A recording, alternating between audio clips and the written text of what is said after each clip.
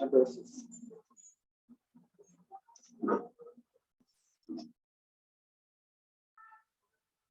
evening. Yeah. Okay, in the last class, we started two-stage amplifier design. Am I correct? Yeah. So this is the two-stage. This is the two-stage. Stage 1 and stage 2. Stage 1 is differential amplifier. So up to this stage 1, so already we derived this one. This is the single stage amplifier. We call it as single stage amplifier. So the gain of the single stage amplifier is not enough as our requirement. So that one more stage, okay, which must be cascaded with this single stage amplifier. So then this is the stage 1. This is the stage 2. This is the two stage. Okay. So gain 1, stage 1 is the differential amplifier, whereas stage 2 is the simple CS amplifier. So this is the load capacitor. Okay. So this is the complete circuit diagram of the two-stage amplifier. So up to here. So here, yeah, this is a single stage amplifier. Single stage amplifier.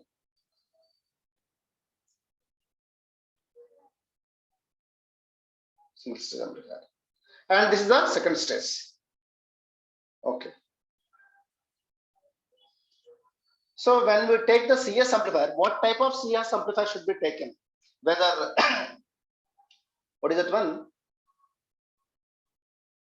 Whether it is a NMOS CS or PMOS CS stage.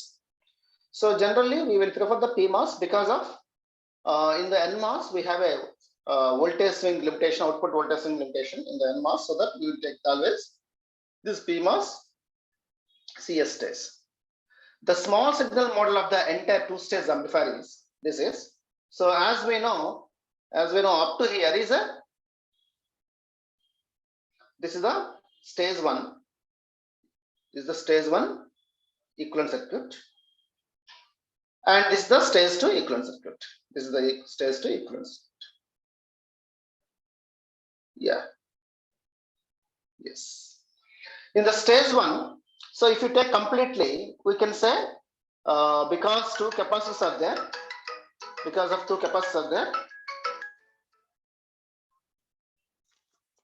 Hello.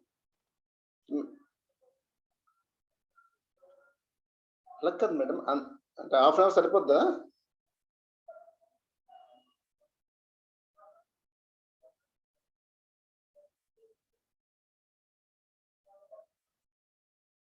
అలా కదండి, half an hour సరిపోతుందా అంటున్నాను. అంటే ఎలా next class ఉంటుంది?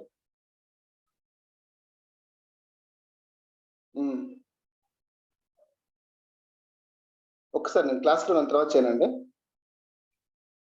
క్లాస్లో okay. So this is the first stage, this is the second stage. So there are two poles. Pole 1 is nothing but one resistor, one capacitor, 1 by R1C1, and pole 2 is 1 by R2C2.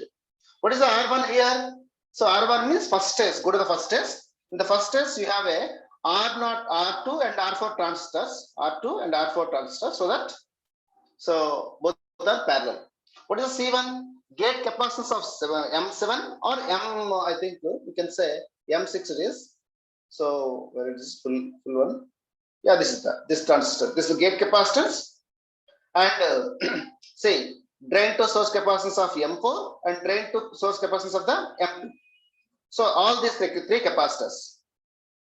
So that is the M7 plus drain to source capacitance of the M4 and M2.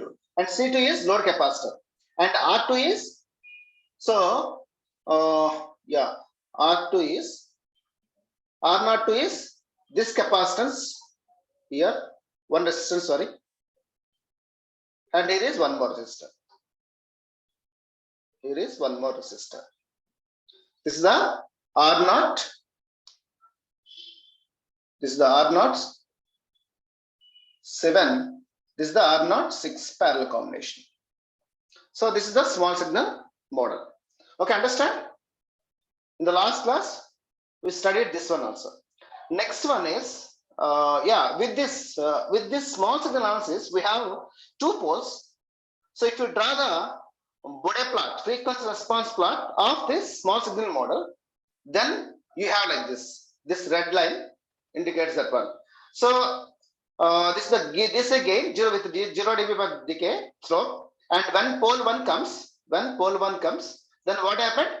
The gain will change to minus 20 dB per decay slope. Then when comes to the pole 2, this is the pole 2. Then again one more minus 20 dB per decay slope changes.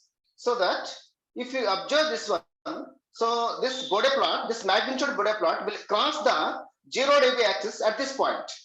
Means after P1 and P2, your gain, okay, plot will cross the 0 dB frequency. That point is called the gain bandwidth product. Okay, so if you go to the corresponding phase plot, generally it is touches with the minus 100 degrees. So then phase margin becomes minus 180 plus. It is exactly 180. So that minus plus.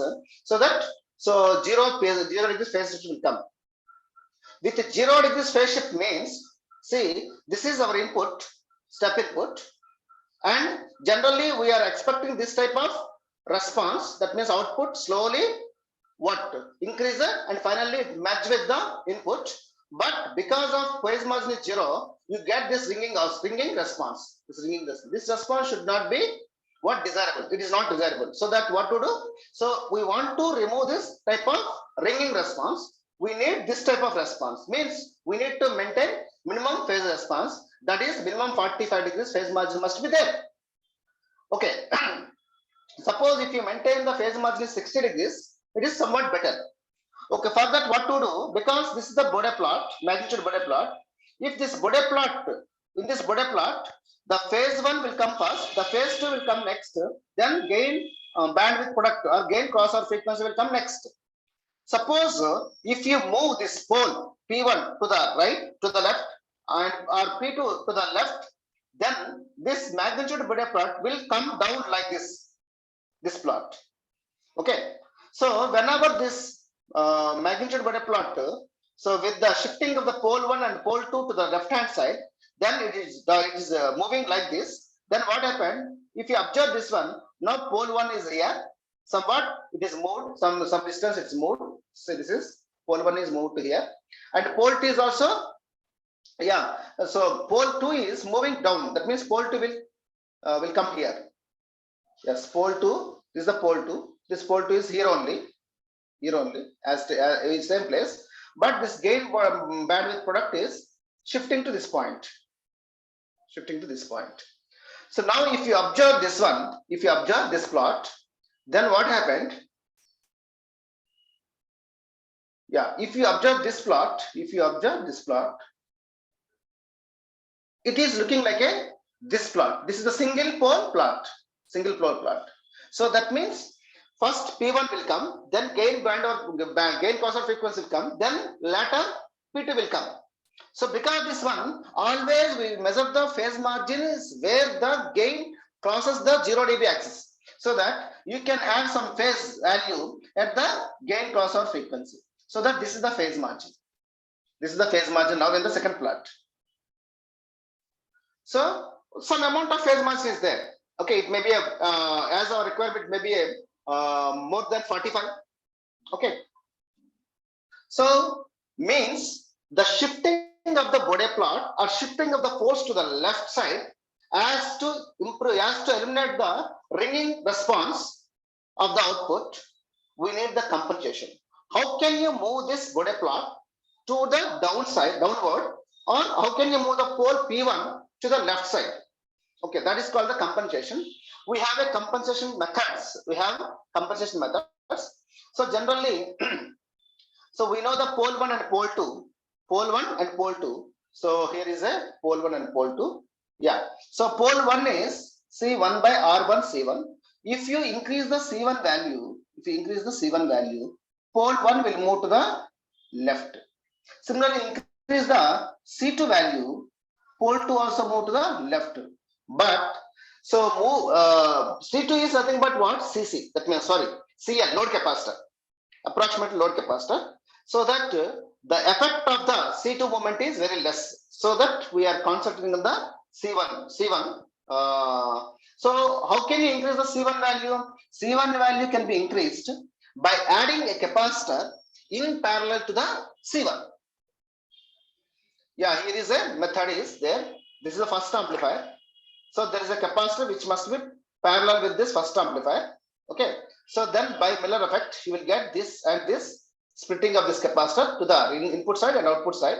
So input side is a, so according to the Miller multiplication capacitance, C is multiplied with the 1 plus A1, and output side C is multiplied with the, so 1 plus 1 by 1 plus 1 by A1, 1 plus 1 by A1.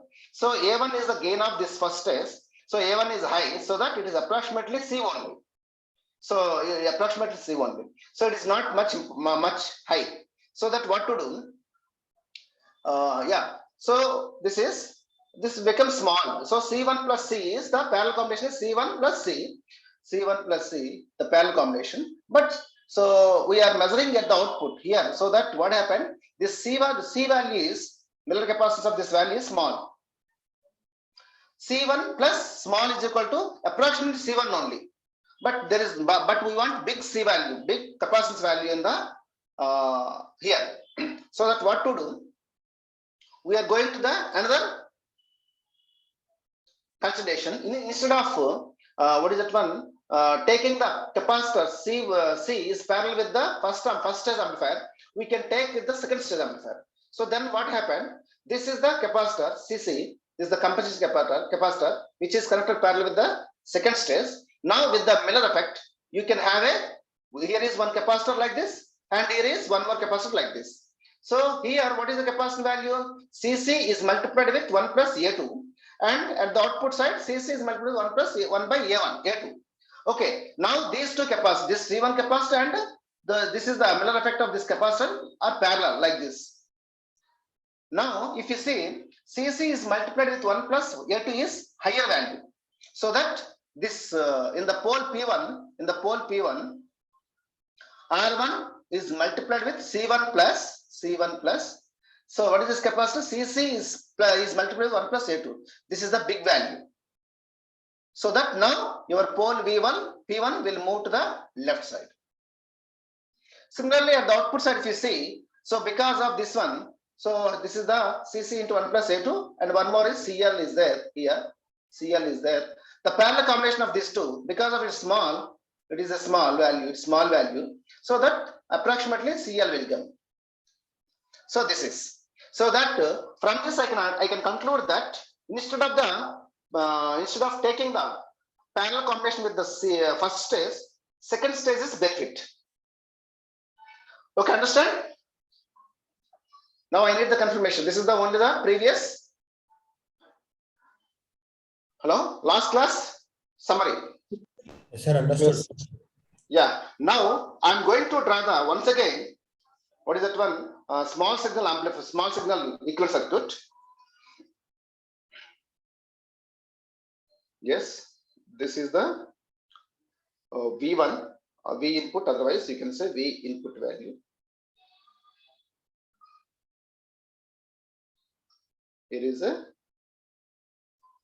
one dependent current source whose value you can say GM1 into Vin, and here is a capacitor C1, and here is a resistor.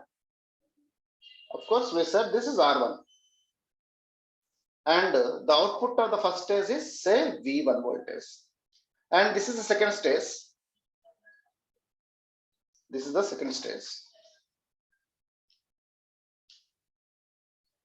In the second stage, you have again voltage dependent current source GM2 into the input voltage is V1, and there is a lead capacitor whose value is CL, And next, there is a output resistance of, you can say R2 now. And this is my output voltage V0. And between the, this is the input, this is the first stage, this is the second stage. These two stages connected with the capacitor, that is a compensation capacitor, CC. Got it? Hello? Yes, sir. Yes, sir. Yes. So this is the equal circuit. If you want to draw the once again the circuit diagram of the complete circuit diagram of this two-stage amplifier, yeah, this is.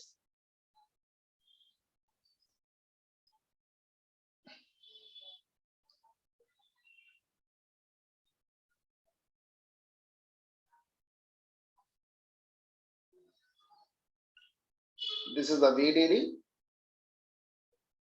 and this is the one transistor, PMOS transistor. This is one more PMOS transistor. Okay, and here is NMOS transistor for the differential input. There is one more differential input, differential amplifier. Yes, this is the V in plus. This is the V in minus, you can say. And there is a tail current source. This is my tail current source. Yes. Whose base is so fed with the one. Yes. This is the I, not current, you can say, or here is a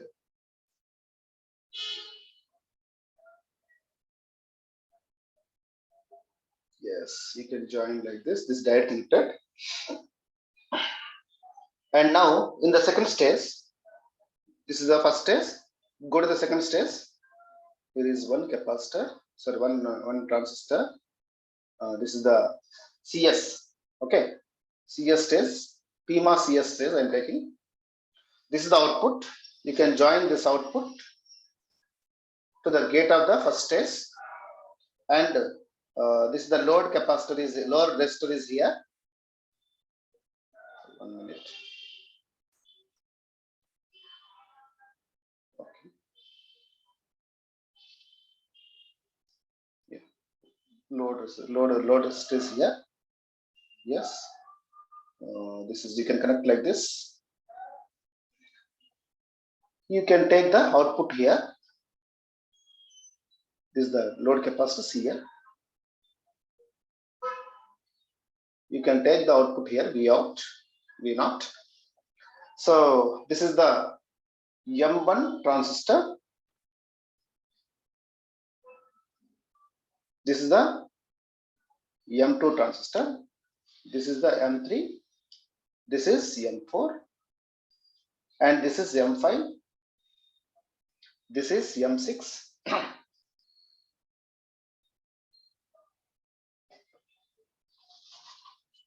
This is M6.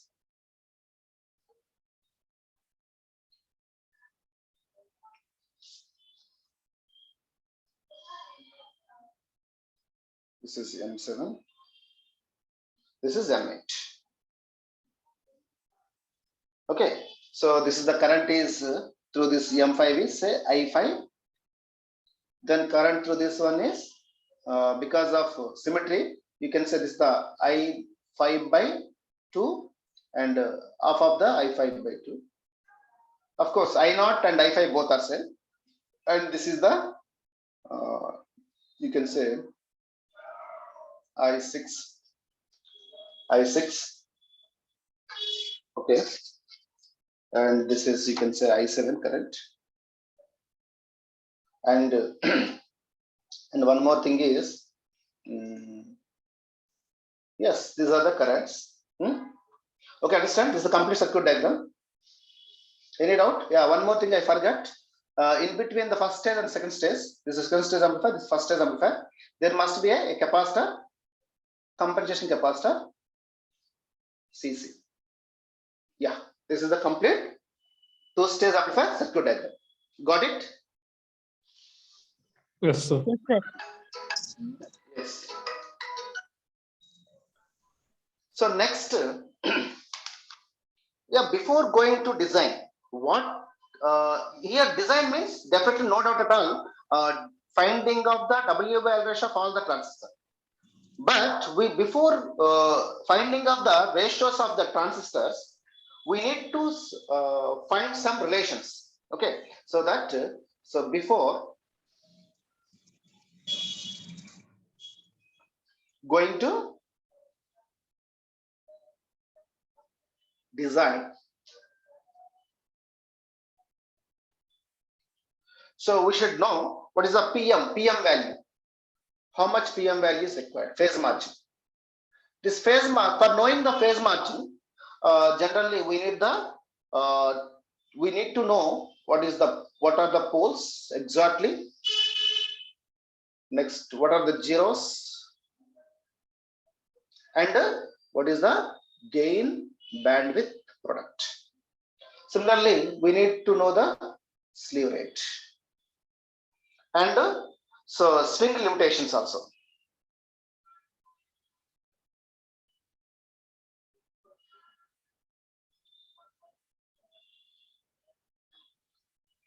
Okay. So now, yeah, if you go back to the equivalent circuit, this equivalent circuit. So what is the suppose if you see this is the equivalent circuit, this equivalent circuit. This is what a capacitor, which is existing between the stage 1 and stage 2. Okay. So if you apply the Miller theory for this capacitor will be split into the two parts. One is parallel with the R1, one more is parallel with this CL. Okay, understand? Got it or not? Yeah, I'm waiting for response. Hello? Hello? Sir. Yeah, understand? Understand, sir. CC is the capacitor which is existing between the first stage and second stage. If you apply the Miller theory or Miller theorem for this CC, this capacitor will be split into the two capacitors. One is in parallel with the C1, one more is in parallel with the CL. With this, what happened? So whenever you apply the Miller theorem for this CC, okay, what happened? So you have some problems. Okay, what is the problem? What is the problem means? The first problem is we cannot apply the Miller theorem for that. So the first problem is why means the pole will split. We cannot apply.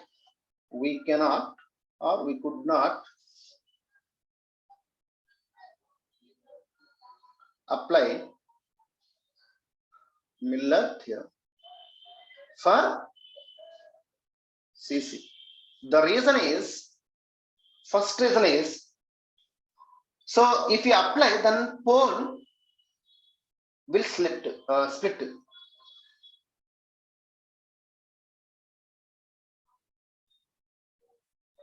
So the pole will split. And one more thing is zero. Yeah, if you observe this one, this small signal equivalent circuit, this is the one pole. This is one pole, and because of this capacitor, 1 0 will appear. 1 0 will appear. Okay. So, but at high frequency, what happened? This capacitor is short circuited. This CC capacitor is short circuited, so that the 0 will vanish at high frequency.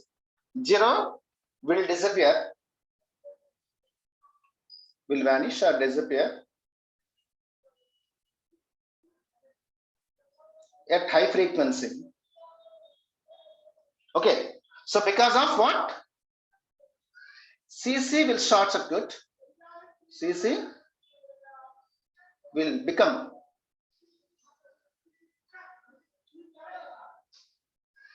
short circuit at high frequency. These are the two reasons. Understand? Hello? Yes. Yes, sir. Yes. Yeah, this is the two reasons. So that's why we are unable to apply the Miller theorem for the compensation capacity. So then what to do? Then very simple. Do one thing. Find the transfer function with the manual method. Find transfer function manually. Okay, that is V naught by V in we want. I can write this V naught by V in as V1 by, so V in is multiplied with, so V naught by V1.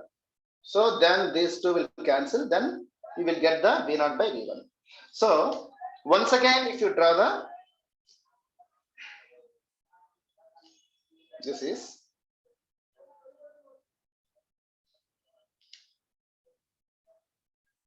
V in,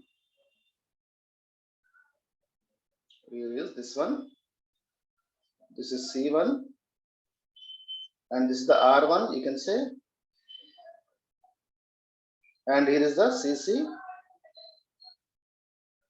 and here is the current source, and here is the CC, C2, that is a C2, and here is a R2, and this is the V naught. Yeah, this node voltage is, this node voltage is definitely V naught, and this node voltage is V1. Okay, so that first I will find, yeah, so current at V1 I will write the first, I will write this one. So V1 by, this is the V1 by the current going, this is the C1, this is the GM1 into V in. So current going this side, current going this side, current going this, by KCL, solve the currents at the particular point, particular node is 0, sum of, so that V1 by, this is the, what is the capacitance value, impedance of this one, this capacitor, 1 by S C1 plus, so what is the current flowing R1, so V1 by R1 plus the current is, this is the current, direct current, so that you can write GM1 into V plus going this side is, current going this side is, so V1 minus V naught by the impedance of the CC. So V1 by 1 by impedance of CC, S into CC is equal to, this is the first equation, node equation. Okay, so from this you can separate the terms V1 and V in terms and V out terms. Then from this, yeah, you can write separate the terms. So V1 is multiplied with, okay, SC1 plus 1 by R1 plus S into CC plus GM1 into V in minus V naught is multiplied with S into CC is equal to 0. So from this, I want to find the, what is the V1, I will write V1 is equal to, so V naught into S into CC, this is going this side is minus GM1 into V in by, so the product term of the coefficient of the V1 is, so 1 plus, you can write like this, 1 plus S into R1 is multiplied with the C1 plus CC. Say, let us say this is the equation 1. Understand? Yes, sir. Yeah, similarly, we need to write, so the node equation at this point, for this node equation. Okay, so then V naught, the current going this side, and current is in this branch plus current in this branch and current in this branch. Sum of all these currents equal to 0. So that V naught by current going this theta is V naught by,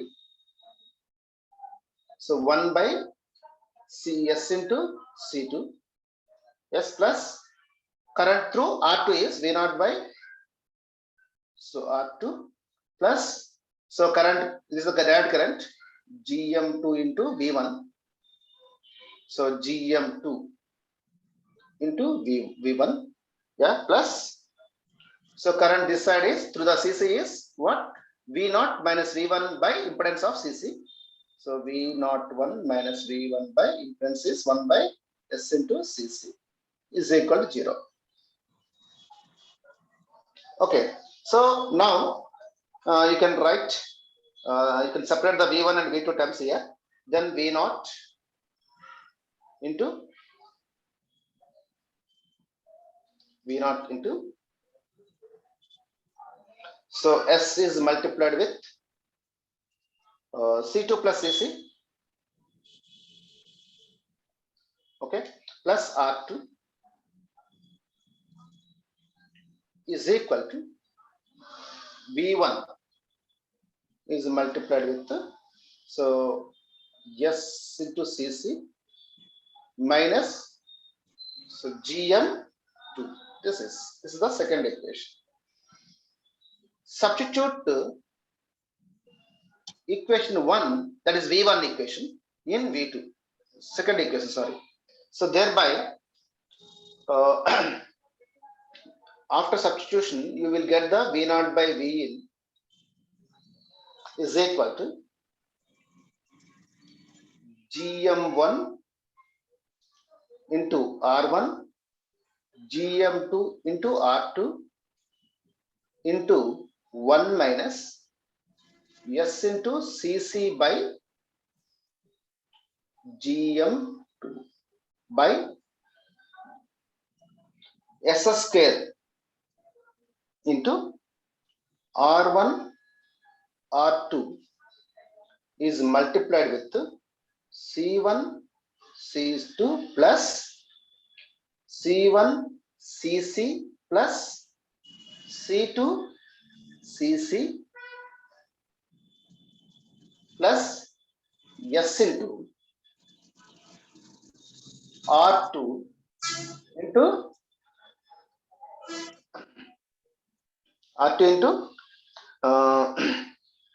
CC plus C2 CC plus C2 plus R1 into CC plus C1. I will write here plus, this is the coefficient of S only, plus, I will write here, plus CC is multiplied with GM2 R1 R2, yeah, it's closed bracket plus 1. Yeah, this is the transfer function. The structure, how this structure is looking like this, generally 2 poles 1 0 system is looking like this. 2 poles 1 0 system is like this. V0 by Vn is equal to, so A DC gain, okay, is multiplied with 1 minus S by Z by, so 1 plus S by P1 into 1 plus S by pole 2. Yeah, this is okay, understand? This is the, so it is looking like this, but here is I think S square term, S term is there. So if you take the again separation, then you will get 1 plus S into S by P1 is multiplied 1 by S plus P2. So if you otherwise, if you multiply these two, so if you multiply these two, 1 minute, from the standard transfer function, you can, if you multiply, then you will get the, what is the yes, if you expand this, then V0 by Bn is equal to, so DC gain is multiplied 1 minus S by Z by, if you multiply the denominator terms, then 1 plus S into 1 plus P1 plus P2 will come. So plus S square into 1 by P1, P2 will come. This is. Then you can compare this term with the previous, this term. Then this term, this term. Then you will get S square coefficient, S coefficient, and this 0. Okay, understand? Yes, sir. Yeah. Yes, sir. Yes. Now, what is the 0? I think what is the 0 value? And what is the pole 1 value? What is the pole 2 value? So here is DC gain. We know DC gain is equal to DC gain. How can you find the DC gain? Simply you can find the DC gain by putting the S value j omega and omega value 0. Then this term will 0, this becomes 0, and only 1 is there in the denominator, and this term becomes 0. So that in the numerator we have a GM1 R1, GM2 R2. This is the only DC gain. GM1 R1, GM2 R2. This is the DC gain. Okay, there is no frequency term. Frequency is equal to 0 for the DC gain. Okay. So for this, I think as we discussed, the pole, this is coming like this. This is the this is DC gain. Here the pole P1, the slope changes to the minus 20 dB, and at pole 2, pole P2, this is again changes the slope like this. This is the minus 20, this is the minus 40. So this is the pole P2, this is the pole P1, this is the gain bandwidth product.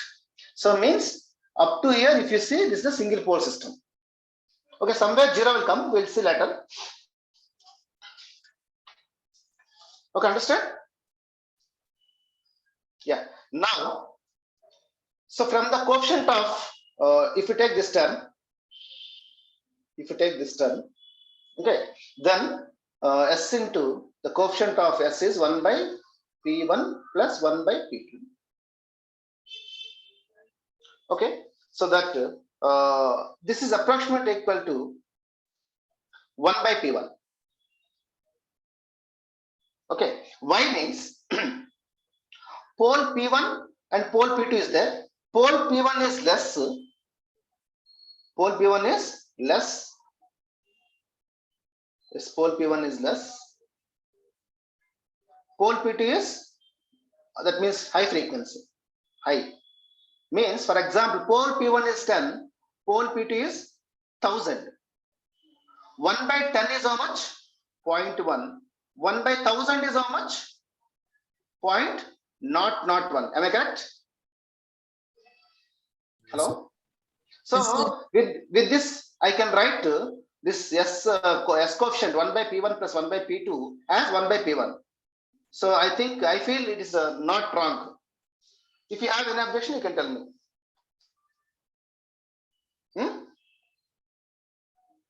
Okay. So with this assumption, I will write the P1 value. P1 is equal to. So what is the P1? You can go back here. So I think this is the, see, this is P1 means in the denominator. What is the S coefficient? What is the S coefficient? R2 into Cc plus C2 plus R1 into Cc plus C1 plus Cc into GM2 into R1 R2. Okay. So I can write that is approximately P1 is equal to, it is approximately equal to, so 1 by, okay.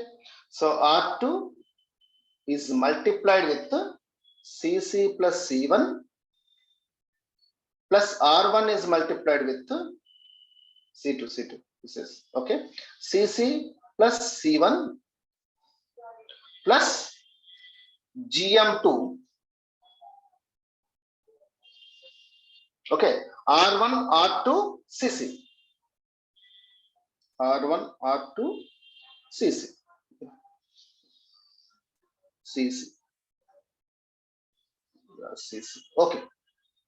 This is, that is approximately equal to 1 by, okay, GM2 into So R1 R2 CC into R1. Why means, so GM value is, as we know, GM is very high value. GM is, this is very high value compared to these two values.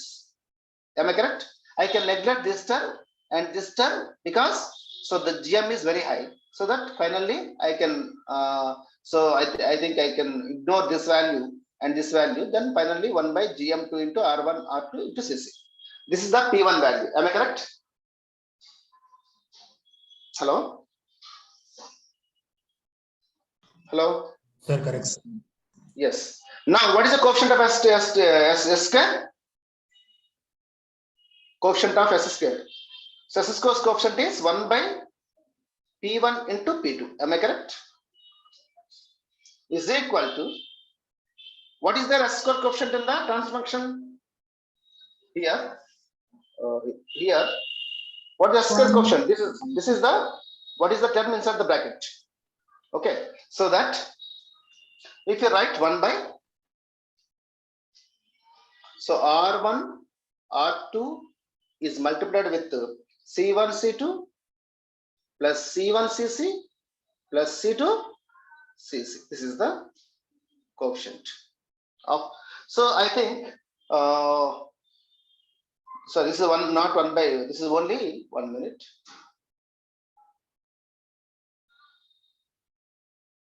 Yeah, this is the P1 P2. Yeah, so from this already we know the P1, we want to find the P2. P2 is equal to, so 1 by this one R1 R2 is multiplied with C1 C2 plus C1 CC plus C2 CC is multiplied with 1 by P1. Am I correct? So that is, what is the 1 by P1? Sir, in the equation లో S square into 1 by P1 P2 whole square అని చెప్పారు. అంటే ఇప్పుడు coefficient చెప్పండి ఇంకోసారి. Sir V0 by Vn is అవునండి, S square coefficient ఎంత ఉంది? 1 by P1 P2. ఇది ఒకటే ఉంది, 1 by లేదు. Only P1 P2. ఒకసారి చూపిస్తున్నాను. యా, అంతే కదా? This equal to what? This equal to 1 by P1 into 1 by P2. Am I correct? Yes, sir. సరిపోయింది ఇప్పుడు? దాని బిఫోర్ స్లైడ్ ఒకసారి చూపించండి సార్. బిఫోర్ అంటే ఇదా? కాదు, బిఫోర్, దాన్ని ఇంకా ముందుది. ఇక్కడ మీరు పోల్ తాలూకు కోఎఫిషియంట్స్ చెప్పారు కదా sir. 1 minus S by Z, 1 minus S by Z అని చెప్పారు. ఓకే, ఇదే కదా? Yes, కింద వాటిని మల్టిప్లై చేయండి. Okay sir. Okay sir. Okay. Yeah. So 1 by P1. What is the 1 by P1? What is the P1 value? Already you know. So that is equal to 1 by R1 R2 into C1 C2 plus C1 CC plus C2 CC into 1 by P1. What is the P1? P1 is 1 by GM2 into R1 CC R2. So that 1 by means it will come in the numerator.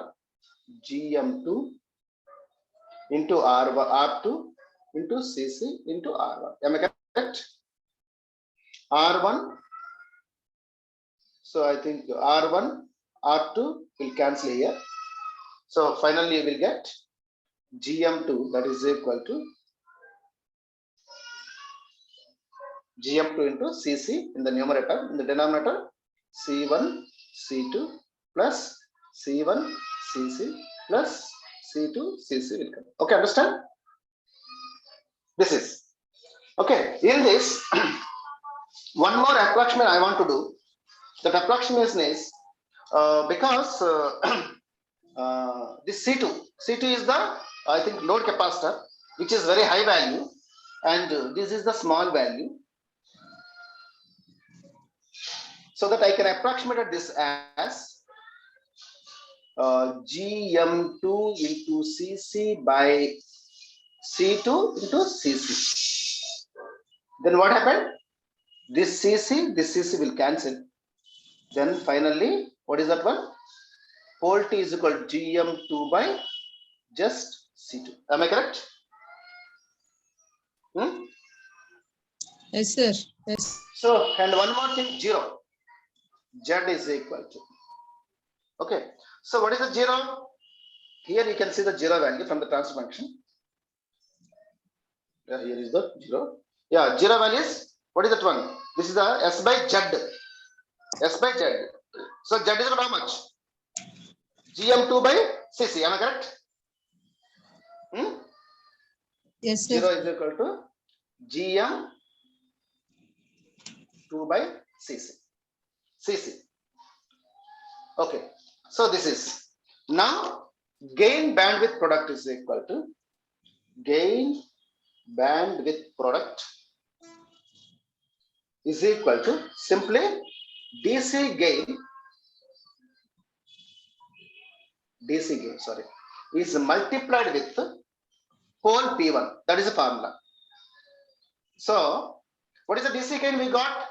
GM1 R1 GM2 R2 is the DC gain into what is the pole P1 will get? Pole P1 is equal to 1 by GM2 into R1 into R2 into CC. This is. So, R1, R2 cancel. Then finally, what is there? GM1 by CC. This is the what? Pole, sorry, gain bandwidth product. So as we discussed here, yeah, we know the 0 value, we know the pole P1 value, we know the pole second pole, and we know the gain. Am I correct? Yes. Yes. What is the next one? In the design I told you. Yes, here. Yeah, before going to design, we need to know all these things. For knowing the Phi value, we need all the things already we found. Okay, approximation equations. The next one is slew rate. Yeah, what is the slew rate? You know. Slew rate, already you know. What is the slew rate?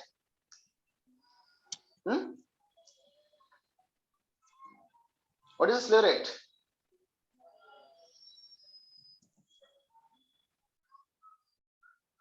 I think you are not understanding. Slew rate is nothing but what? If you go to the circuit diagram, yeah, if you go to the circuit diagram, see, slew rate is nothing but this is the output. This is the output. How fast the output rises and falls. Okay, this is the input you are applying here and here.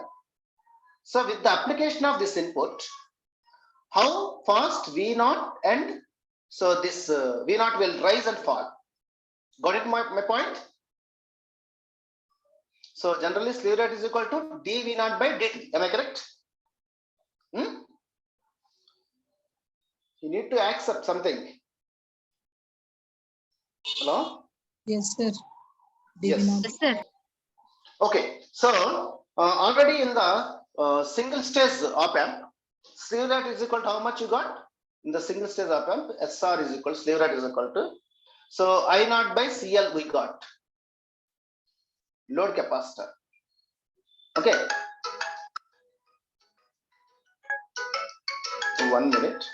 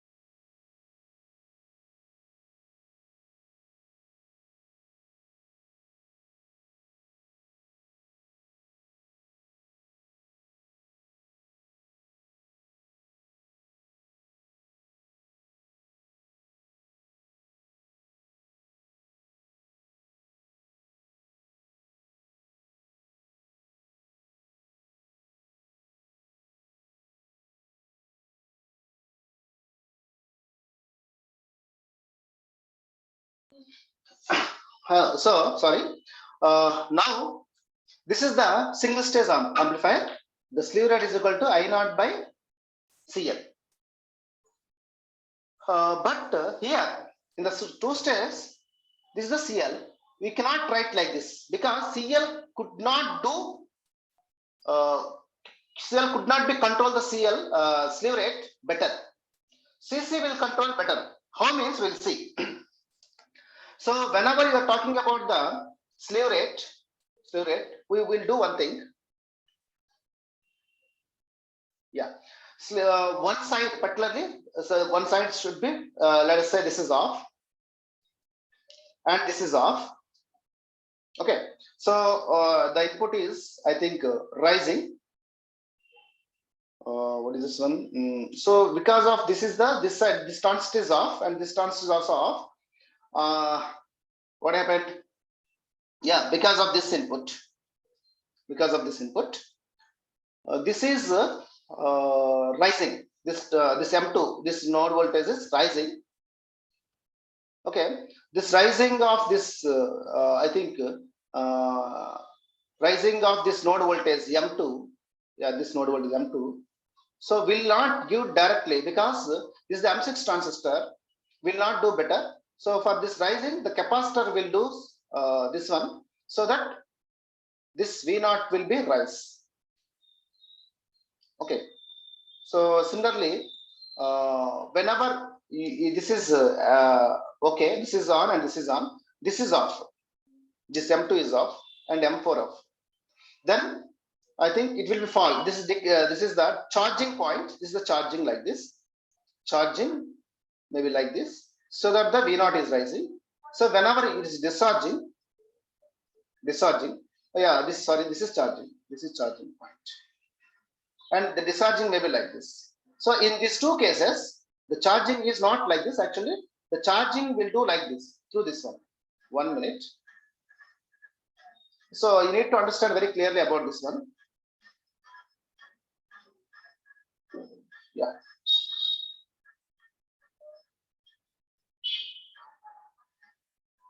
Yes. Let me give. Yeah. Now you can understand. This is charging means this is the charging path. This is charging. So whenever current is flowing like this, the charging, that means capacity, this C2, this voltage rising means, so this is the, because of this is the path, what happened? The CL is rising, that means output voltage node means this is the rising. Okay, this is the CC will do better because whenever current is flowing like this node voltage is going to be, I think, falling. Yeah, falling. So that rise or fall will not apply to the gate of M6. So because there is a capacitor, this will take the instant changes of any voltage via this capacitor, so that it is going like this. So whenever it is a discharging, this is the discharging path. This is discharging path. Yeah, this is the discharging path. This. At that time, this is off. This is off.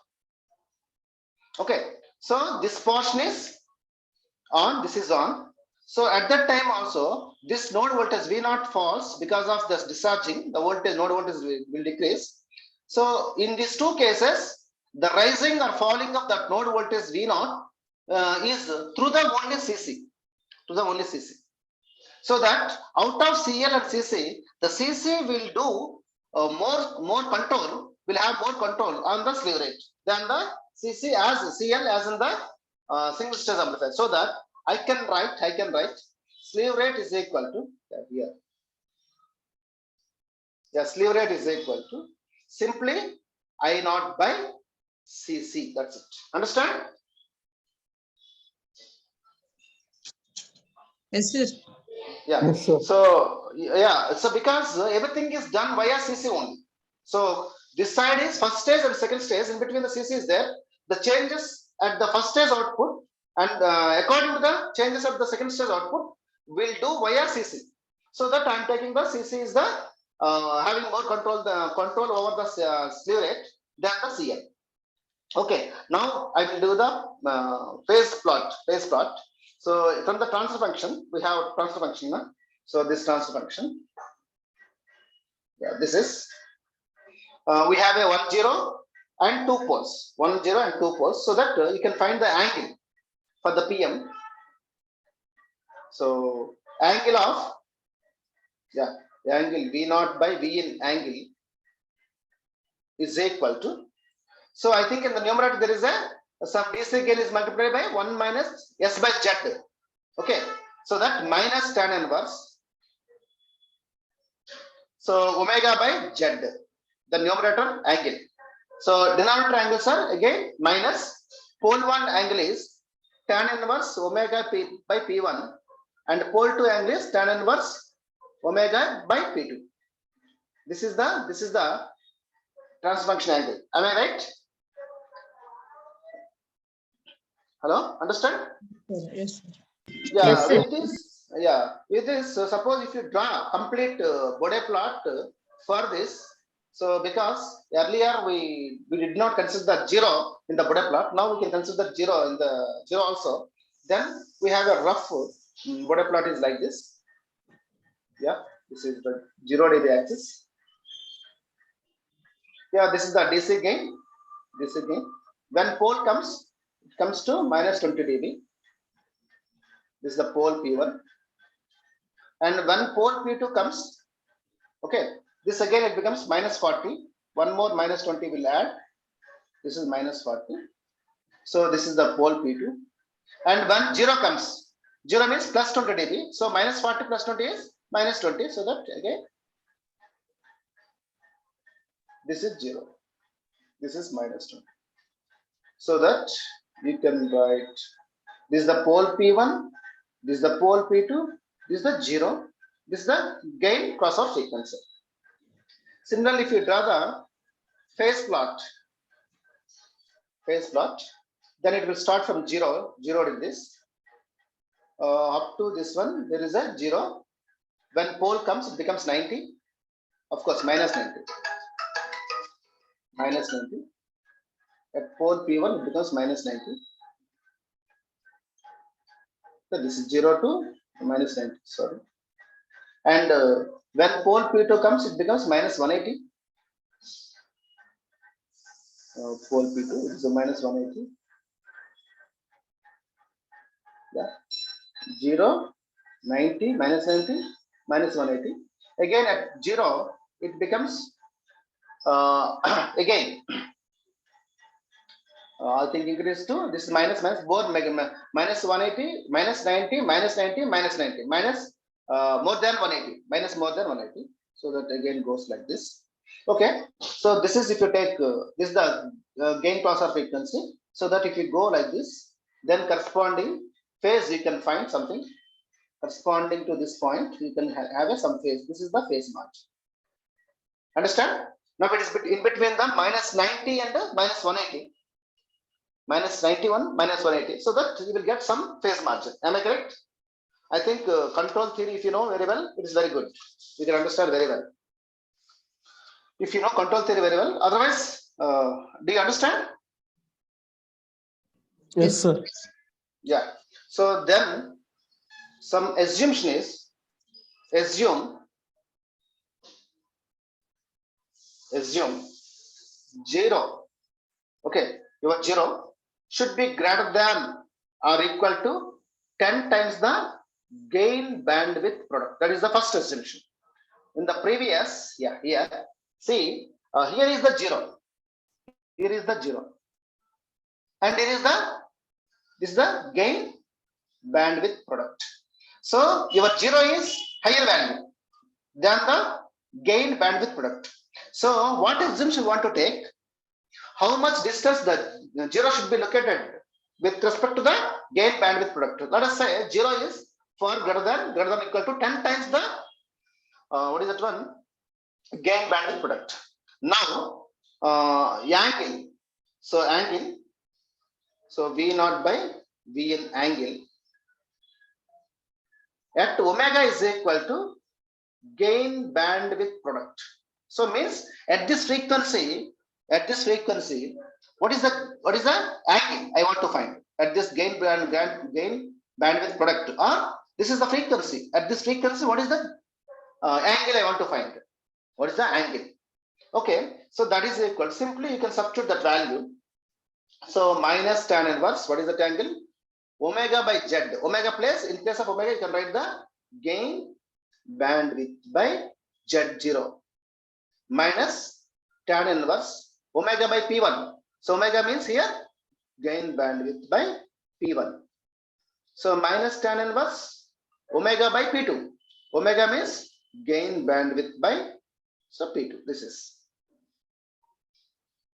Understand? Yes, okay. sir. Yes. So now this is equal to,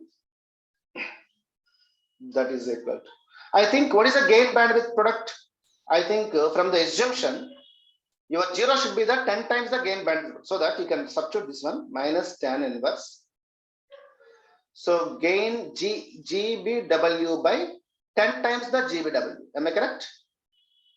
With the assumption. Yes, minus tan inverse tan inverse. Yeah, so tan inverse yes. What is that one? Gain band. What is the gain band product we got? Approximation equation. Gain band GBW equation. GBW equation is GM1 by CC. GM1 by CC. Okay. GM1 by 1 by CC by, what is the P1 we got? P1 is approximation of P1 value is 1 by GM2, 1 by GM2. Okay, so R1, R2, CC. This is, so minus, so tan inverse. I think this is, if you, yeah, okay, all right, let me write tan inverse GBW by P2, of course. Okay. Yeah, this value is this value. GMCC, CC get cancelled. I think you can have M1, GM1, GM2, R1, R2. So that is only DC gain. So minus tan inverse 1 by 10. So minus tan inverse simply ADC, DC gain minus tan inverse. So gain bandwidth put by P2. Yeah, this is the angle. Okay. Yeah, this is the this is equal to, what is this value? You can compute this value. This is minus 5.71 and minus this value is at DC gain. What is the angle? You can go back to this one. Yeah, what is the DC at the DC gain? This is the DC gain. What is the angle here? So 90 degrees, minus 90 degrees exactly. So that minus 90. Okay, minus tan inverse gain bandwidth product by P2. Okay, and this is the actually this angle is called the PM value. So PM angle is equal to, I can write 5 GC, 5 angle 5 GC I can write, or GBW I can write. Yes, next your PM value is equal to phase margin value 180 minus this 5 GC. That is equal to 180 minus 5.17 minus 90 minus tan inverse gain bandwidth product by P2. That is equal to 84.29 minus tan inverse gain bandwidth product by P2. Yes, this is the PM value. So now you can assume the PM value, how much you want. How much you want. Okay, so for 60 degrees PM, for PM is equal to 60 degrees. Yeah, substitute this 60 is equal to 84.29 minus tan inverse gain bandwidth product by P2. Okay, so that is equal to yeah, tan inverse gain bandwidth product by P2 is equal to, so 84.29, 24.29. So apply tan both sides, then gain bandwidth product P2 is equal to tan of 24.29 is 0.4513. Okay, so then yeah, P2 is equal to gain bandwidth product by, so 0.4513, that is equal to 2.2 gain bandwidth product. It should be greater than or equal to, P2 value should be, pole 2 should be located 2.2 times gain bandwidth product. So I think after gain bandwidth product or after gain crossover frequency, you will get the P2 value. How much distance it is coming? It should be located. So this is the approximation. One more approximation. This is the P2 value. Okay, understand? So this is for 60 degrees. For 40 degrees for PM. For PM is equal to 45 degrees. Yeah, you can do the same exercise. With this, your P2 value should be greater than or equal to 1.22 times gain bandwidth product will come. If you substitute the 45 in the PM value. Okay. Okay, then. Sir, PM is assumption 60 degrees or 45 degrees. Yeah, I told you na, the minimum PM is 45 minimum required. If you have a 60 degrees, is somewhat better. Yeah, we already assumed that one. At the time of discussion of the compensation, okay, we got the PM value as 0 degrees actually. Okay. At that time, I told you the minimum value should be 45, and if it is up to 60 is better. More than 60 is also better. But so in between 45 and 60 is somewhat better. Okay. Yes. Now,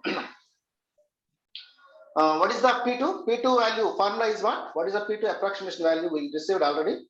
GM2 by C2, I think. This should be greater than or equal to how much we got now? 2.2 times the gain bandwidth product. What is the gain bandwidth product value?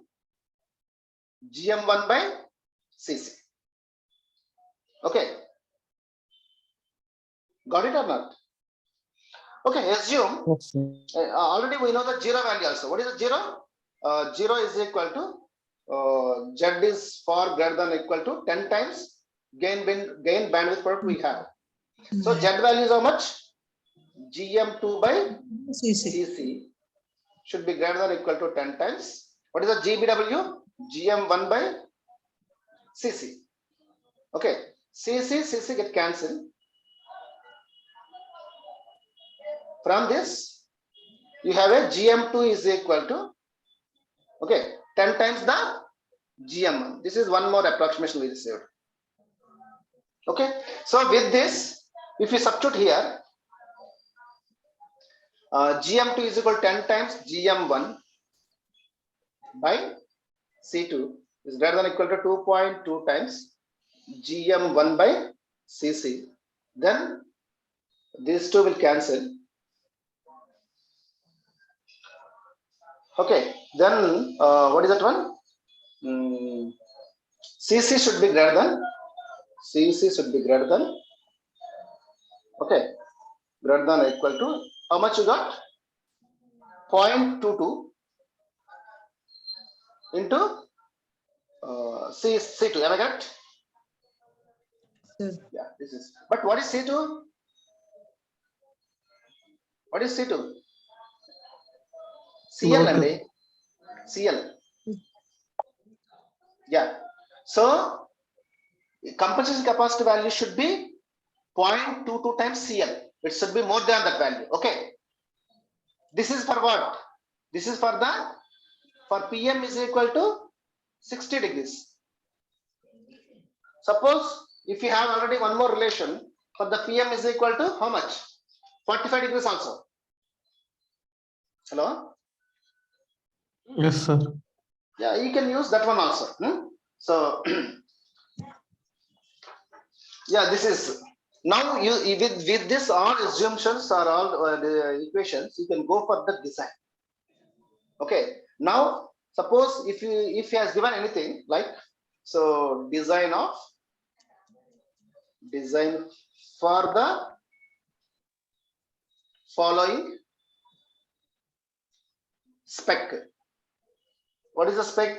As we know, we need the process. Process is equal to UMC 180 nanometer technology, and VDD is equal to for this technology 1.8 you can take, and DC gain requirement. DC gain you must be given, that is 1000 or 100 you can take, or 1000 you can take. So 1000 means 20 log 1000. Okay, 20 log 1000 means 60 dB. And gain bandwidth product is equal to 30 megahertz. These are the specifications. You want to design an amplifier for these specifications, and the ICMR maximum is equal to 1.6 volts, and ICMR minimum is equal to 0.8 volts. Yeah, I think what is our VDD value? 1.8 volts. So definitely your maximum ICMR input common mode range should be in between 0 and 1.8 volts. 1.8 volts. So that I took these values. You can assume if he is not given any values, you can assume for this technology.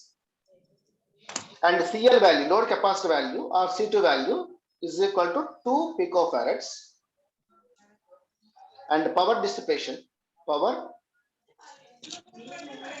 should be less than or equal to 300 microwatts.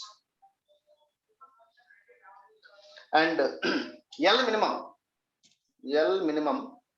minimum length, channel length is because of it is a 180 nanometer, you can take 180 nanometer, and always L value should be more than this value, but relation is you can take like this: L is always greater than or equal to 2 times the L minimum. Okay, so generally here we will use the L value as 500 nanometer, 500 nanometer and 1 micrometer also. So in between these two values, no problem. Okay, so no difference using of these values, L value. Sometimes in the last design, one single stage up, we took 1 micrometer.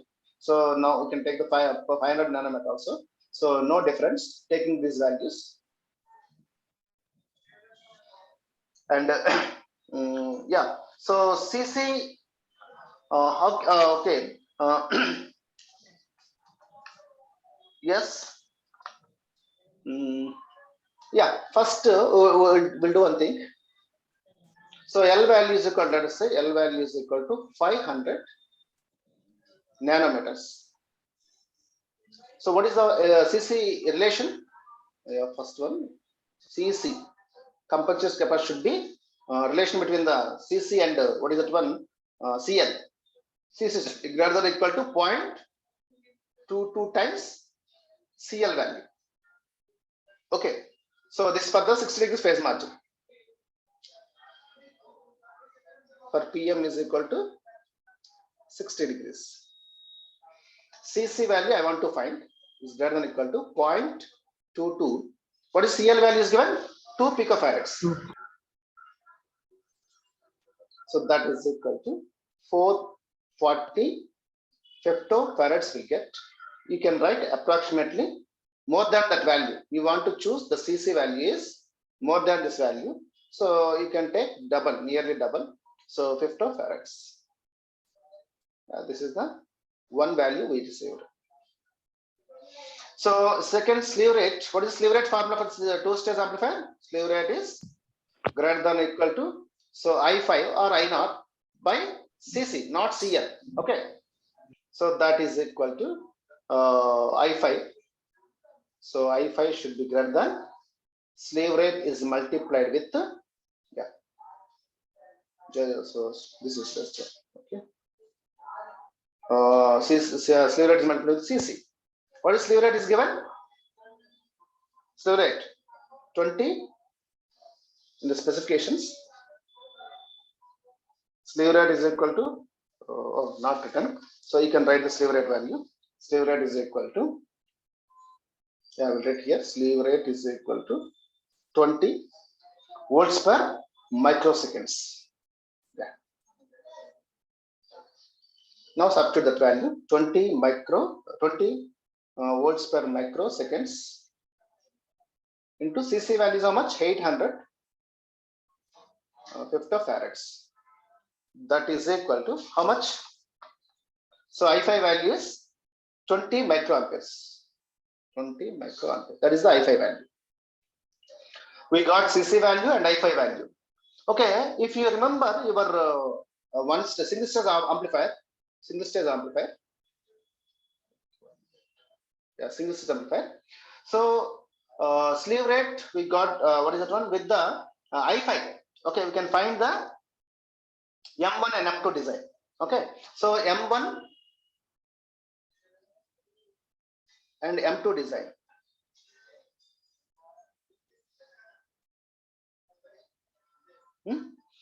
So what is the M1 M2 design? I think there we got in the okay, I will go back.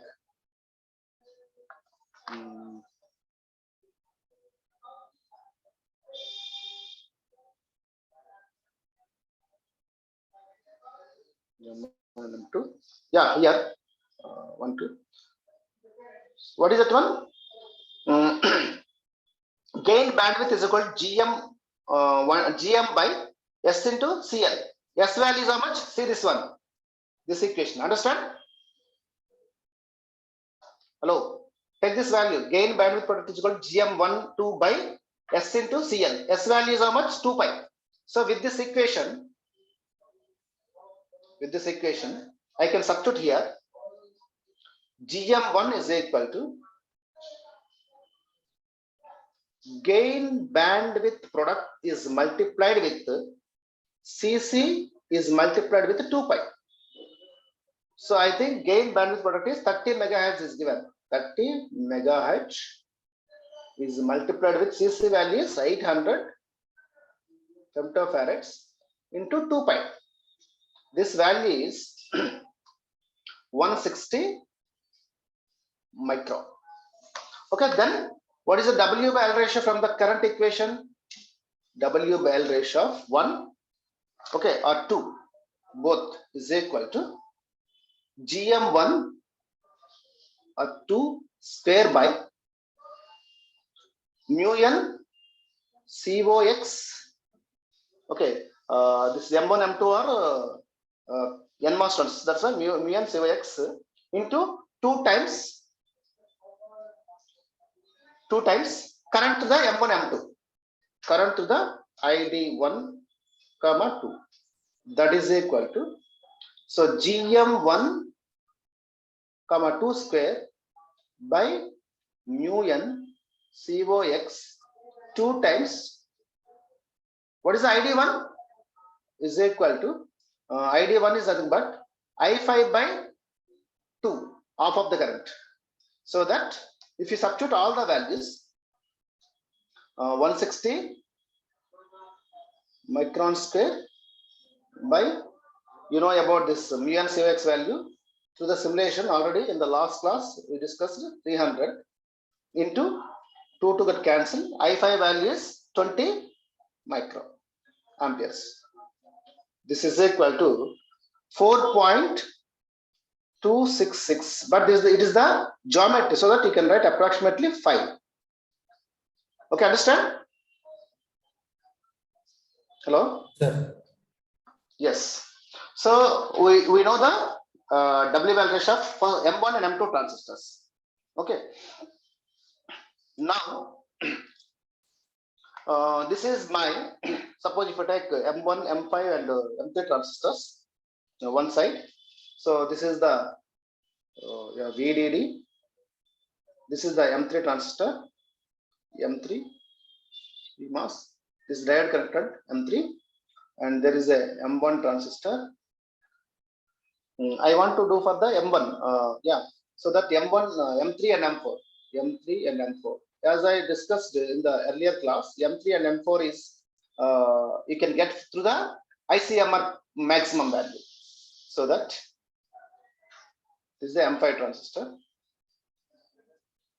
I think this is the VB5. This is the M5. This is the input. This is the VI. Vin.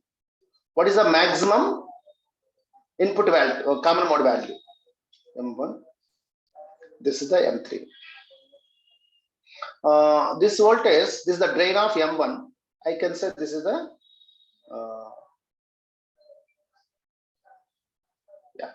VD1.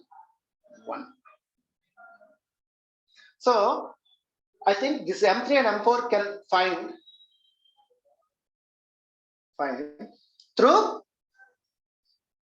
as we discussed earlier, ICMR post maximum. ICMR maximum.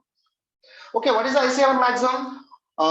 This is the diode connected M3 is always in the SAT. This is always in the SAT. And M1 is on the saturation.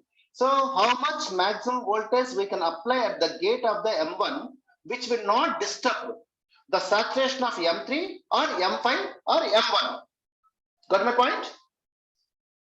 So the condition is, so not to disturb the condition of M1 saturation is, the condition we know VD1 should be greater than, so VG1 minus VTH1. This is the condition. So M1 to be in the saturation, M1 to be in the saturation. So what is that one? This drain voltage must be greater than, so this gate minus threshold voltage.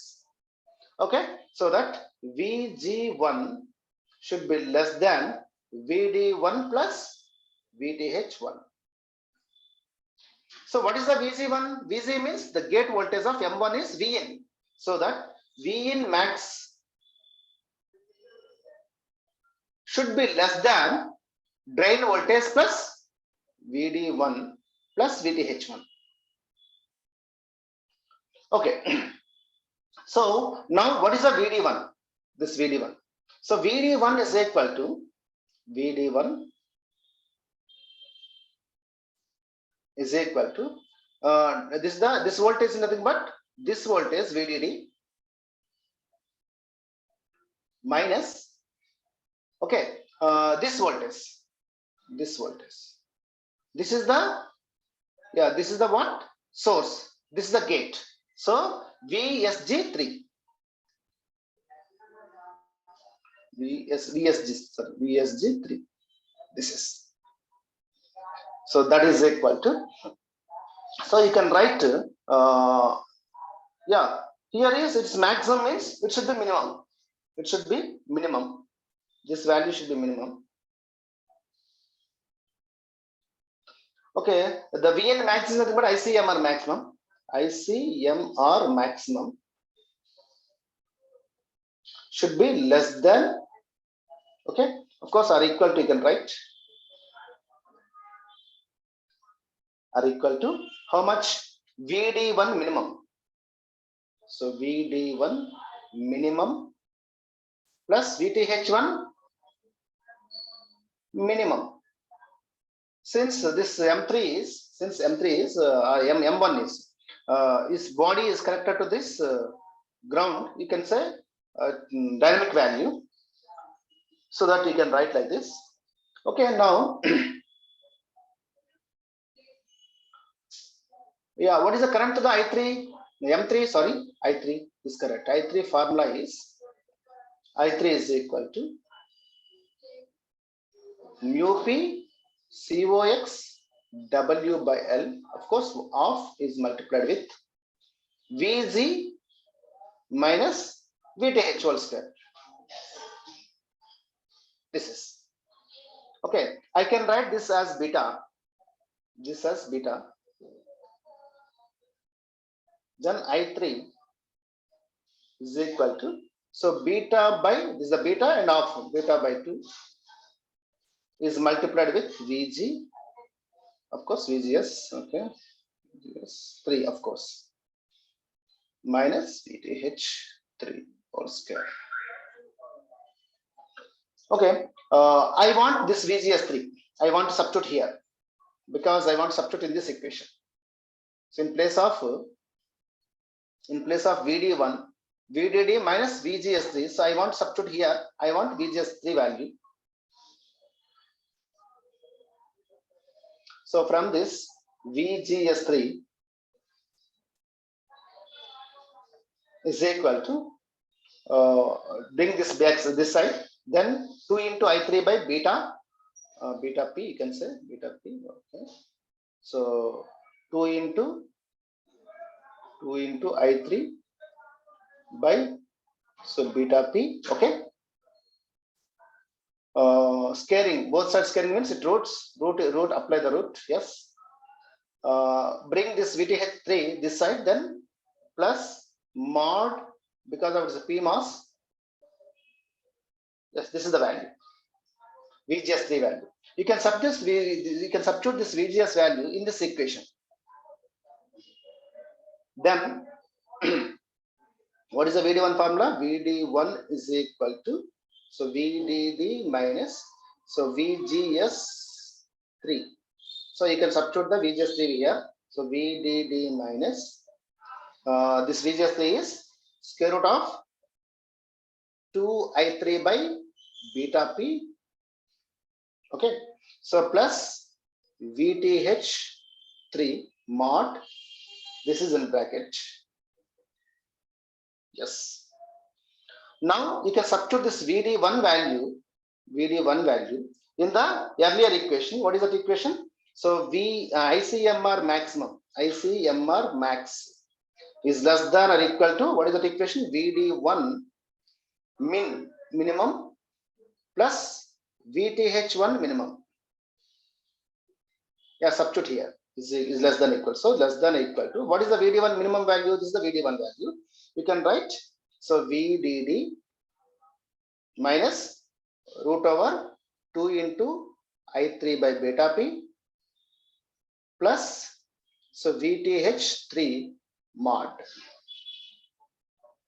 This value should be minimum. VD1 minimum is minimum plus, so VTH1 minimum. So less than or equal to, in the bracket, what is that? VDD minus root over something plus VTH3 total minimum. So that you can write whenever it becomes minimum, so that you can write VDD minus square root of 2I3 by beta P. So minus, because of minus sign is there in between. So minus VTH minimum. That means its minimum means total. This minimum means, how can you get this minimum value? Whenever its threshold value is maximum plus VTH minimum, VTH1 minimum.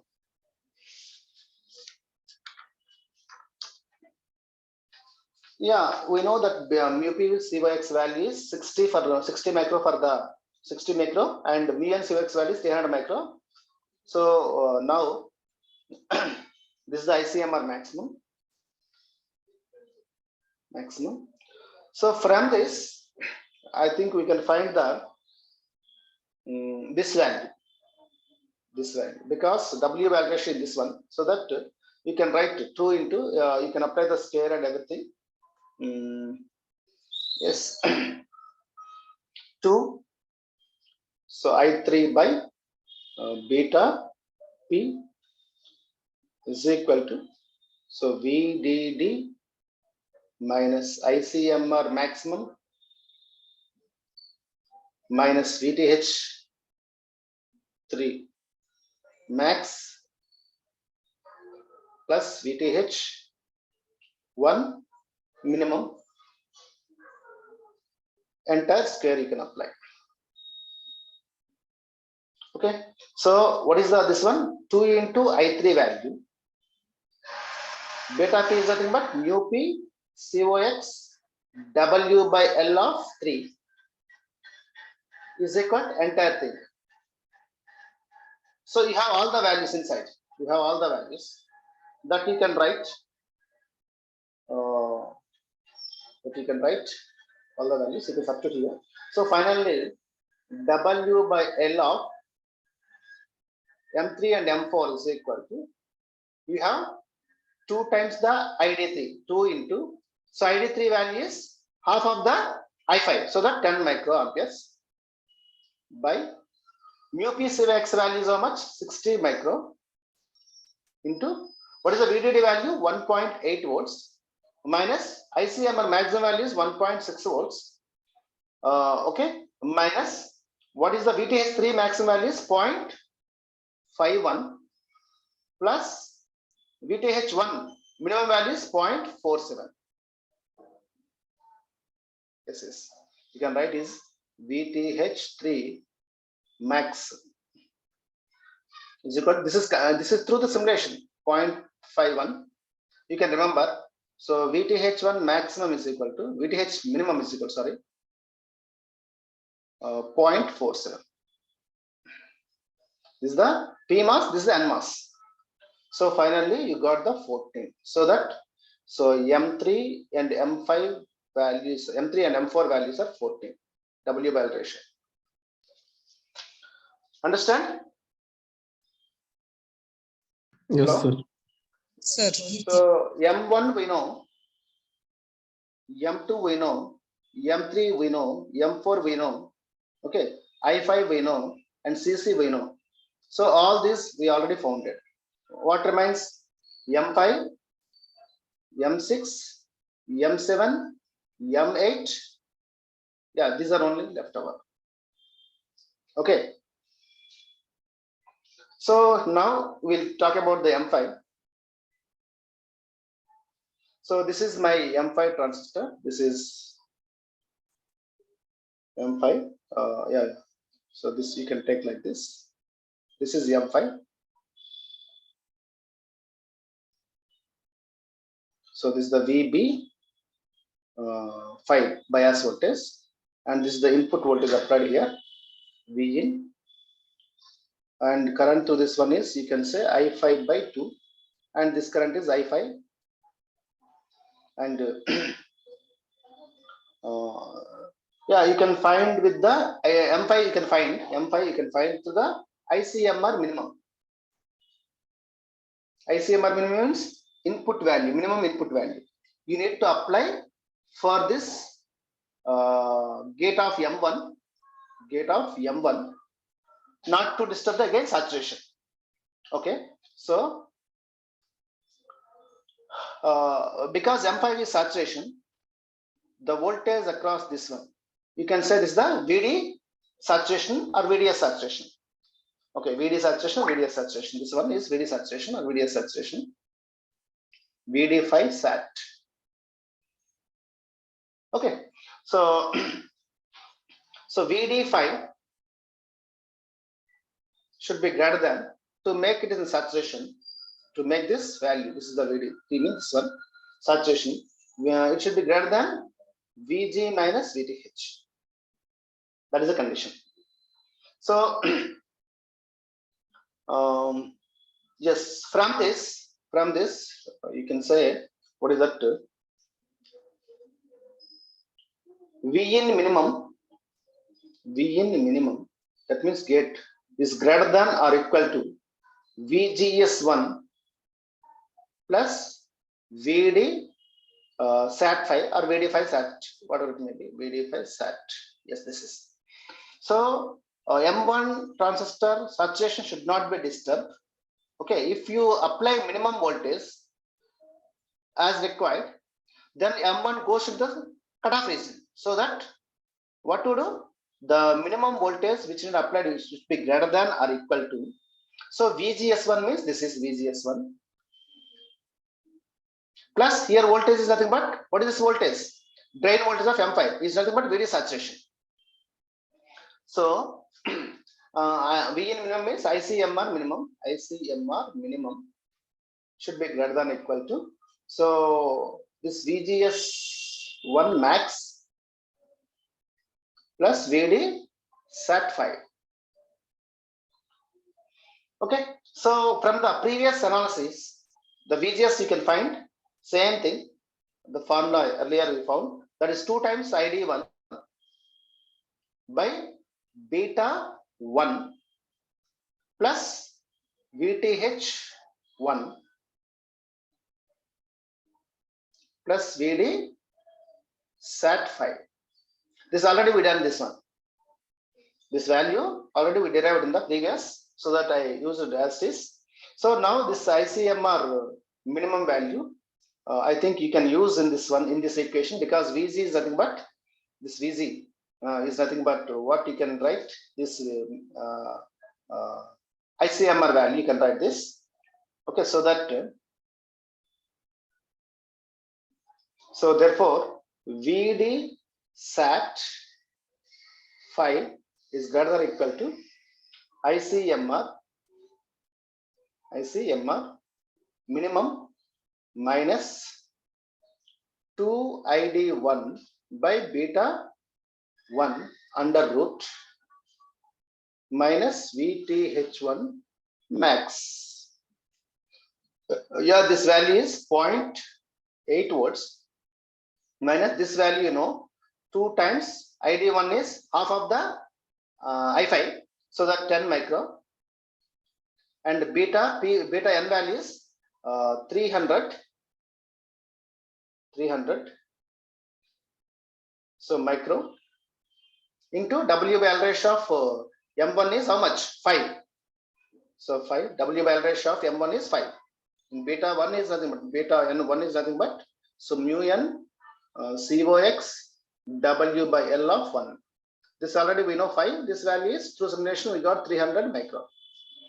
So minus VTH maximum value is 0.54.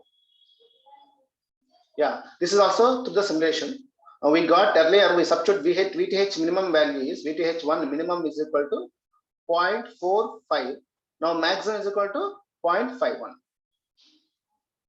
So VD saturation, VD sat of M5 transistor is greater than or equal to. So this effective values, after substitution all these values, we will get 94.6 millivolts. Okay, suppose if you want to increase the saturation value, to the 100%, 94.6 now, suppose if you want 100 millivolts, then what to do? How can you increase this value? So this is possible through only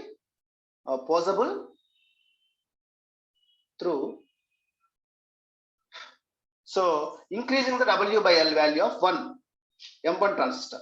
This is possible. So earlier we took the 5 with the analysis, we got the 5 value as 5. Now if you want to get this 94.6 to 100 millivolts, this should be increased from 5 to 4, 5 to 6. Understand?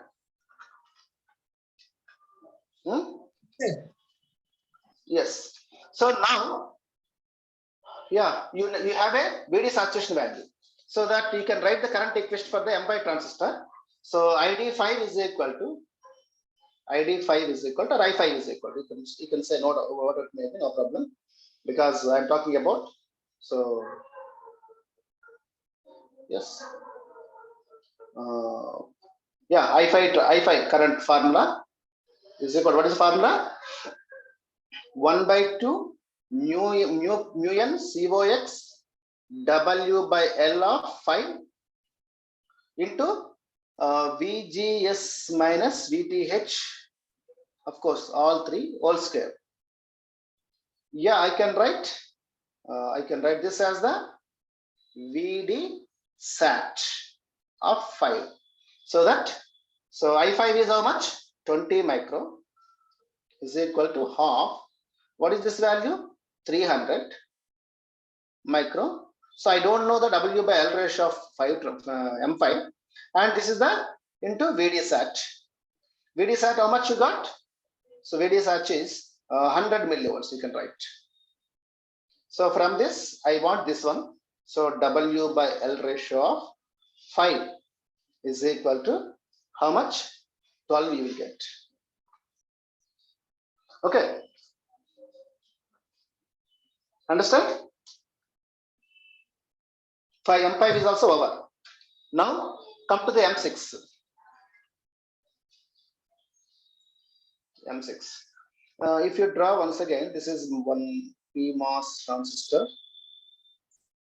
Yeah, this is another PMOS transistor, and this is your one more PMOS transistor.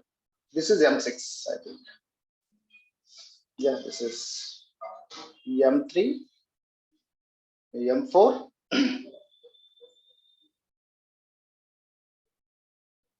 M4. Yeah, this is M6. Okay, got it. So here the voltage is this voltage and this voltage. Of course, same thing. This is also whatever the this is I can say this is the PMOS. So that this is the VD 3. This is the VD. This is the drain of M4 VD4, and this is the drain of M6 VD6. So the drain is fed to the gate of this fellow, and the drain of this fellow is fed to this one because of current mirroring concept. This is the I3 by 2. So I4 by 2, both are same, but I6 is not same. Okay, so I can write under some conditions.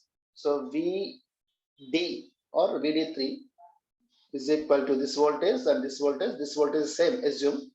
So VD4 is equal to VD6. So whenever drain voltage is same, then I think gate voltage also same. You can assume. So VGS3 is equal to VGS4 is equal to VGS6.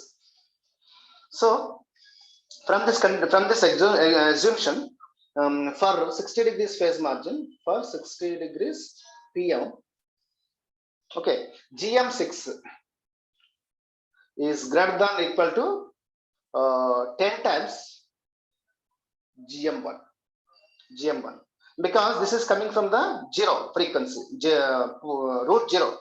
So that is greater than or equal to 10 times. What is GM1 value? I think how much you got? GM1 value 160 micro. So that is equal to 1600 micro. So now because of this assumption, I can write W by L of 6 by W by L of 64 is equal to this current is I6 by I4. This is current mirroring concept. To mirroring concept, I can write like this. That is equal to GM6 by GM4. So yeah, so GM, we know the GM value. GM formula is, we have different types of GM values, formulas. In the first module we studied. So square root of mu p COX W by L into 2 times the ID. This equation, we know that one. So GM4 is equal from this. GM4 is equal to, what is that one? Mu p and COX value is 60 into W by L4 is 14 plus 2 into ID. ID is nothing but here 4. 4 means I4. I can write I4 here. The ID4. ID4 is the half of the I5 current. So that into 10 micro. Yeah, this is. So from this, your GM4 value is 129.61 micro. Now you can substitute GM4 value here.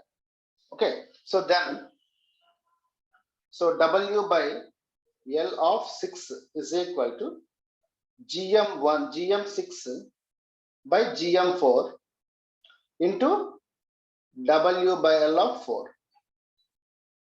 That is equal to GM6 is how much you got?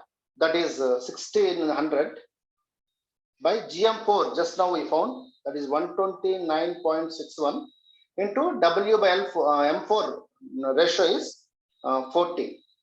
That is equal to 172.82. That is approximately equal to 173. This is the W by L ratio of 6 M6. So from this you can find the you can find the current I6 also. What is that one? I6 by I4 is equal to what is the formula? W by L ratio of 6 by W by L ratio of 4. From this you can find the I6 value. I6 is equal to 174 by or 173 by 174 by 3 by 14 into 10 is equal to 124.28. That is approximately equal to 125 microampere. That is the I6 current. So whenever if there is a so since I6 is I6 transistor, M6 transistor, this is the M7 transistor.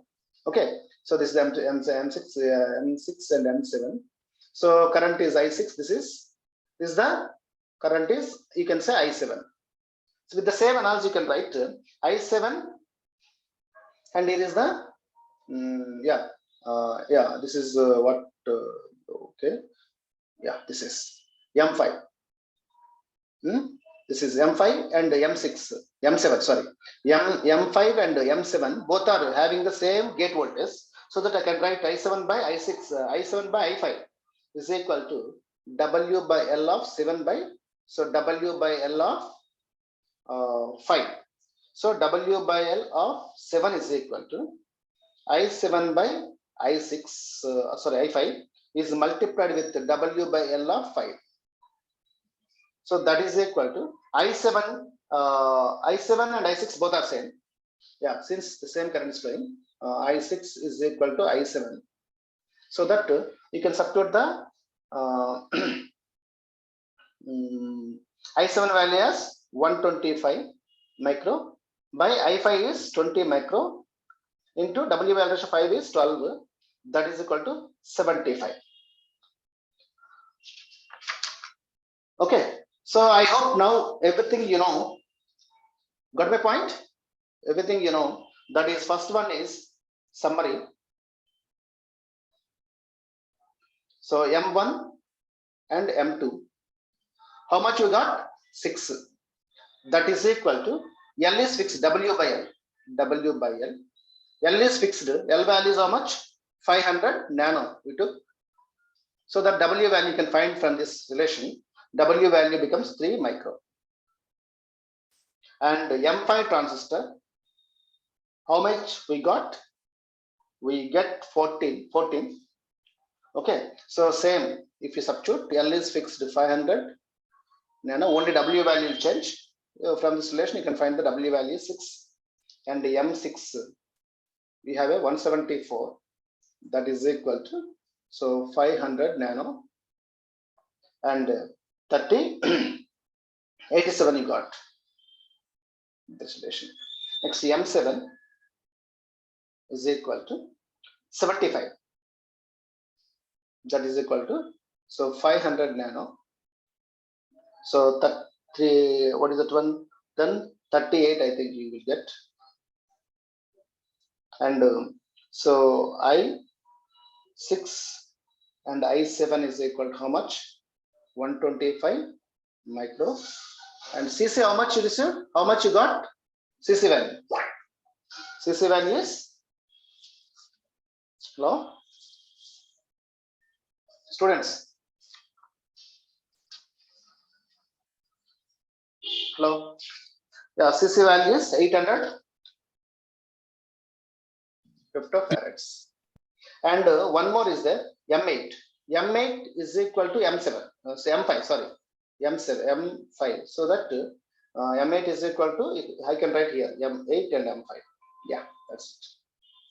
So this is the design procedure of two-stage amplifier, two-stage operation amplifier. Okay, understand? Yes, sir. Hello? Yes, sir. Yeah, it's a long procedure, but in the examination you may get like first to design poles and zeros and something. Then whenever he has given the specifications, then you want to design all these things. Okay. Sometimes if he is missing some, giving some specifications, you can assume.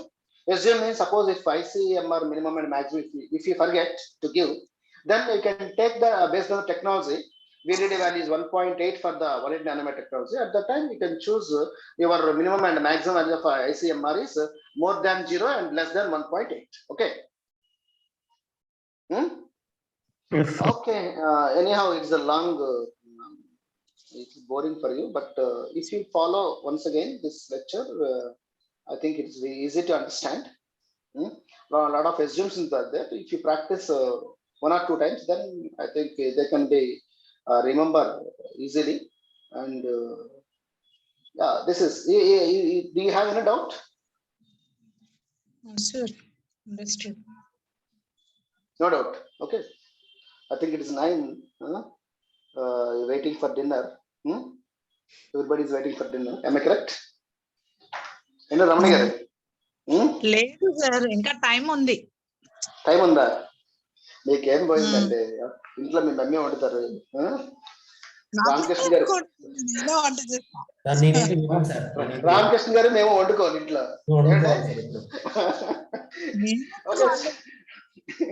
Okay students, thank you for patiently listening to this lecture because long 2 hours class it is. Okay, so thank you. If you have any doubt, yeah, use PG students, tomorrow you have exam na for 2 o'clock. Yes, sir. Yeah. Please please concentrate today's class also. May something you can get the questions on today's class also. Okay. There any important questions? I already informed this. What is that one? Only just I'm focusing this third module. Third mid is only on op-amp design as well as frequency source. Not more than that. What we discussed in the class, that only enough. Sir. Okay. Yeah. Sir, module 3 లో feedback the concepts చెప్పలేదు కదా. ఇవ్వలేదు నేను feedback concept ఇవ్వలేదు ఇంకా. అందుకే ఏం చేశానంటే మాడ్యూల్ 1, మాడ్యూల్ 2, మాడ్యూల్ 3 పూర్తిగా అయిపోయాయి. మాడ్యూల్ 4, మాడ్యూల్ 5 ఏం చేస్తానంటే 50% చెప్పుకోవచ్చు, ఎందుకంటే ఎగ్జామ్ దగ్గరకు వచ్చేస్తుంది. ఓకే. హలో, ఎగ్జామ్ దగ్గరకు వస్తుంది కదండి, అందుకే నేను ఏం చేశానంటే మాడ్యూల్ 4 50% చెప్పాను, ఎందుకంటే చాయిస్ మిస్ అయినా మనం క్వశ్చన్ అటెంప్ట్ చేయగలం. ఓకే. సో అలాగే మాడ్యూల్ 5 కూడా 50% సిలబస్ కంప్లీట్ చేశాను, ఎందుకంటే మళ్ళీ ఒకవేళ అవ్వకపోతే మీరు ఎగ్జామ్ లో అసలు 2 క్వశ్చన్స్ చాయిస్ వదిలేసి రాయాలి కదా. So now module 4, 5 50% is over. Now I can go back to the module 4 or module 5 to complete the remaining 50%. Now we are in the safe zone. Okay sir. అర్థమైందా? అసలు module 4 complete module 5 complete చెప్పలేదు అనుకోండి, module 4 100% చెప్పేసి module 5 time చాలదు అనుకోండి, అప్పుడు ఏమవుతుంది, module 5 నుంచి ఒక క్వశ్చన్ కూడా మనం అటెంప్ట్ చేయలేము. అంటే అందుకని ఏం చేశానంటే అందులో 50% ఇందులో 50% చెప్పేసాను. అంటే చాయిస్ ఉంటుంది సెమ్ గురించి చెప్తున్నా. నేను సెమ్ గురించి మాట్లాడుతాను.